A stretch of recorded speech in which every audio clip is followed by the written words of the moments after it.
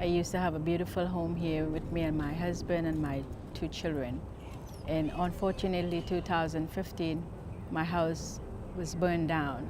2016, my husband came and passed away with high stress and, thinking about how we're going to start all over again. And then 2017, the flood came, Hurricane Harvey, and destroyed the rest of the stuff we were trying to save from the house. So come on in. And there was a time I couldn't trust people.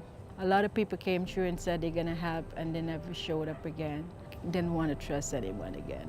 SBP has been here since I met them, and I met a dear friend named Hope, and she always stand by my side.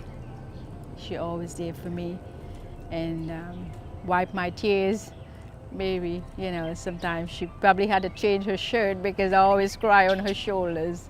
But I was so happy to have her in my life. Living in this kind of condition every day, in the heat, in the elements, it's really difficult. Oh, that's my cereal.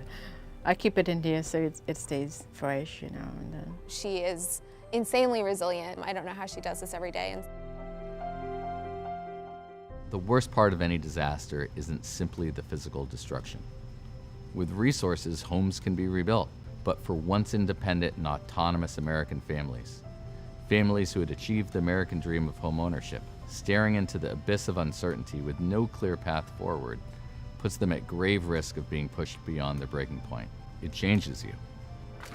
We realized the disaster system wasn't working the way it should for these families we cared about. It had to change, and we had to change it. SBP doesn't just focus on rebuilding, although we rebuild very well. We share our knowledge with other nonprofit groups. We advise city and state governments. And we work on legislative and policy changes that are going to make disaster recovery work better for our country. And we're going to start construction next week. We don't and we can't do it alone.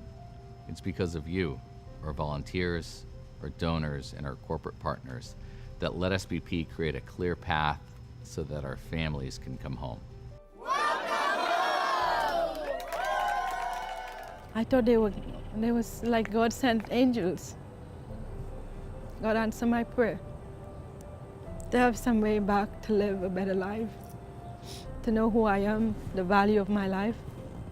What's the purpose I was put here on this earth for.